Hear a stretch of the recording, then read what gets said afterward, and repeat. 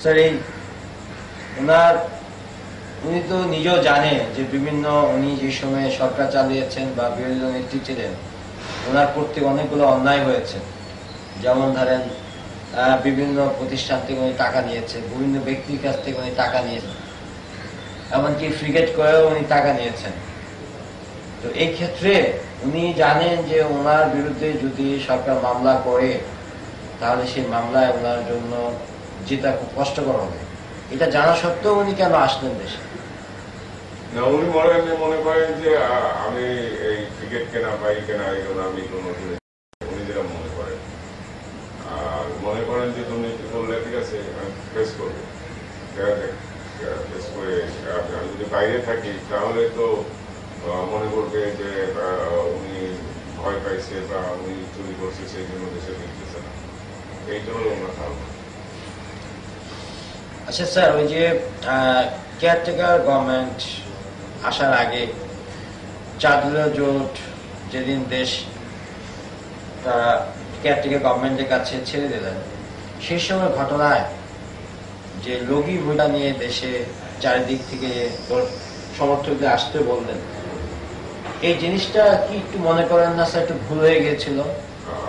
এটা আপনার যেটা আমরা নিয়ন্ত্রণ করতে পারবো না সেটা তো আপনার সেইটা প্রোগ্রাম দেওয়া উচিত না, এটা আমি মনে করি। কারণ রবি বসে না আনে যদি আপনি শান্তিপূর্ণ আসতো তাহলে যে দুঃখজনক ঘটনা ঘটছে এইটা হয়তো ঘটছে।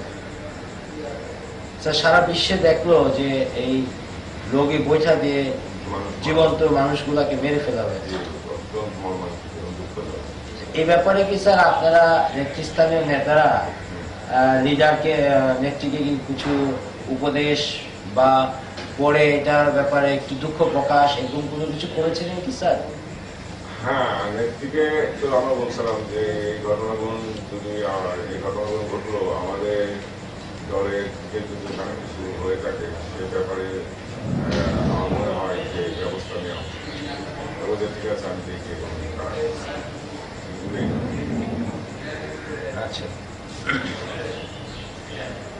আপনি কি মনে করেন না স্যার যে এই লগি বইটা নিয়ে আসা নির্দেশটা যদি না দেওয়া হতো তাহলে এরকম একটা পরিস্থিতি থেকে আমাদের বহির্বিশ্বে আমাদের দেশের ইমেজটা অনেক ভালো থাকতো? অবশ্যই অবশ্যই, এটা কোনো প্রশ্ন নেই।